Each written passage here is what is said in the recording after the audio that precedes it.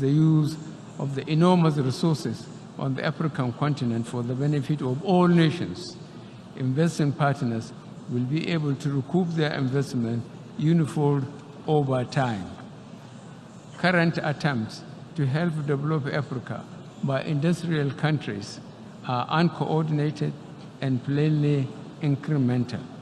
We have the skills, the manpower, and the natural resources, but in many instances, we lack the capital.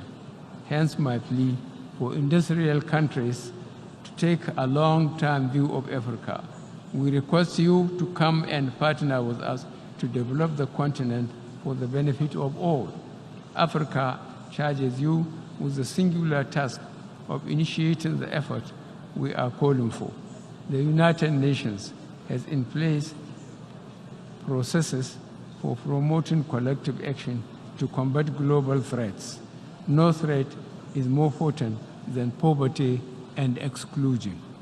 They are the foul source from which common criminality, insurgency, cross-border crimes, human trafficking, and its terrible consequences draw their inspiration. Poverty in all its manifestations remains one of the greatest challenges facing our world. Its eradication is an indispensable requirement for achieving sustainable development.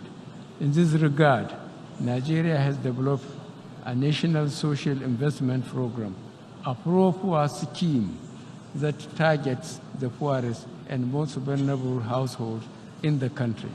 Under this initiative, easy access to financial services are facilitated to traders, artisans, market women, and cooperative societies. This type of initiative can help lessen and eventually eliminate mass poverty in Africa. At the core of our efforts to build an inclusive society, our programs are focused on youth and women empowerment. These programs aim at ensuring women and youth participation in governance, industry, climate action, and agriculture. On the international scene, Mr. President, the United Nations has new opportunities to take the lead on issues that continue to cloud the prospect for international peace, prosperity, namely the right of the Palestinian people to have their own country free of occupation. The international community has spoken from Resolution 242 of 1967 to the present day on the rights of Palestinian people to have and live in peace in their own land. The risks associated with nuclear proliferation and unfair and unjust trading practices notwithstanding the World Trade Organization rules and precepts, the looming danger of climate change. On climate change, Nigeria stands resolutely with the international community in observing agreed carbon emission targets, which I signed in 2015. We have since issued 2 sovereign-grade bonds and have added an additional 1 million hectares of forested land, taking our total forest coverage to 6.7% through collective national effort. As we advocate and strive for inclusion within our societies, we must also ensure inclusion prevails in our collective action as members of the international community. That is why we support the expansion of the Security Council to reflect the diversity and dynamics of the 21st century. Mr. President, Your Excellency, from Asia to the Middle East, Africa to South America, violence and the threat of conflict continue to flight the lives of too many people. Our own country is no exception. Nigeria is a nation of nearly 200 million people of diverse groups.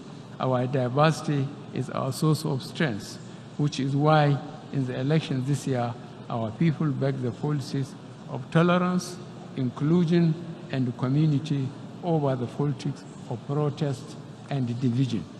Our election promises emphasized political stability, freedom and prosperity, tackling poverty, schooling our young and providing them with the tools to build better lives.